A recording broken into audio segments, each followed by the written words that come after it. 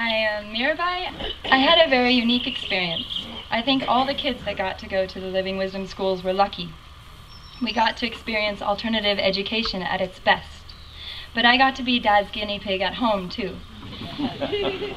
When I was a baby, Mom told me that when I pointed to a toy, he never just gave it to me. He always put it slightly beyond my finger so that I would have to reach for it. We moved to Portland and I started first grade a year later than my friends back in California. When we moved back, I wanted to skip third grade so that I could be with them. Dad patiently sat with me through my multiplication tables and supported me in exerting my will to achieve what I hoped was possible.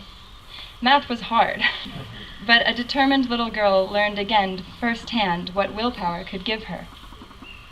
I went to UC Santa Cruz, fell in love with astronomy, who would have thought, and graduated 4 years later with my degree.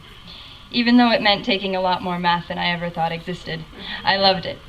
By the end of school, I realized something. Although I loved finding out about black holes, how light works, and why the sky is blue, I could never spend my career looking through a telescope. The nighttime hours would interfere with my social dancing. So I moved to Buenos Aires to study Spanish and Argentine tango. I had no idea what I was doing, really, but that was something that my EFL teachers had taught me too. Don't be afraid of the unknown. Public schools are much more conventional. They focus on already pre-discovered tracks. Do you want to be a doctor, a manager, an accountant? Because of the focus on individuality in school here, each of us was able to find confidence in our own dreams. We were taught that our ideas had value. We were taught that the pursuit of those ideas, while challenging at times, gave lasting satisfaction. We were also taught to listen to the little voice inside, that tiny inner pull that tells you when you're on track and when you need to bail out.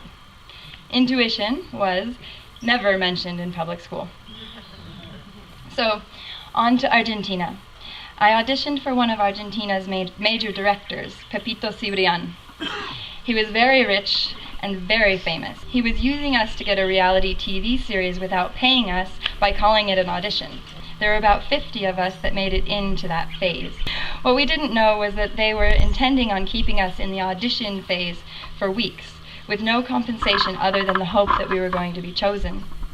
I asked one of the stagehands about it, and he said he would ask the boss. Now, Pepe was about the most nightmarish director possible, you can imagine. He taught by humiliating people in front of the cameras and their peers, a tactic never even heard of in EFL schools. When the stagehand asked Pepe about the money, he sat us down on the floor and went on a tirade for close to an hour. How could we talk about money when we were supposedly lovers of the art? How superficial was our love of theater that we could be so materialistic? He said he didn't want to know who asked the question, but that we should all think long and hard. How deep was our love? Afterward, I took him aside and told him it was me, and he said, "Oy, amor, it's just a cultural misunderstanding, don't worry." Talking about it now, it seems that the decision to leave should have been simple. Hindsight's always 20/20. But in that moment, in that scene of utmost manipulation, it felt like I was putting an end to my fledgling career. When I told him I was leaving, I instantly fell from favor and he screamed at me to get out. He never wanted to see me again. There I was, halfway around the world, wondering what to do with my life, where to go. And from that silence, the answer came. Go dancing. I did. I danced and I decided I had had enough of auditions. I didn't want to be discovered anymore. I decided to discover myself. I found a partner and we found a plaza and we started dancing for the tourists who arrived in Buenos Aires. After 5 years in Argentina, I moved back to California and now I live full-time dancing and teaching tango. I think I learned of this inner strength at school. I heard my teachers talking about it.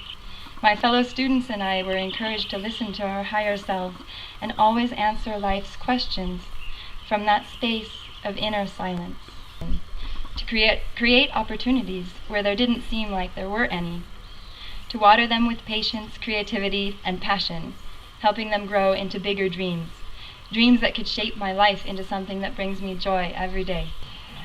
I don't think I could have hoped for a better education than the EFL schools. I feel lucky to have so many role models of people here in the community who are willing to follow their highest dharma. Now, I'm looking back at all that math that I studied, calculus and whatnot, and I love it. My challenge with math taught me that I could believe in myself enough to do anything. Even turn away from a director as strong-willed as Pepe and create something out of nothing. The something I created is a life that's just exactly me. It seems that I ended up being much like a dance teacher of mine who once said that he uses math every day.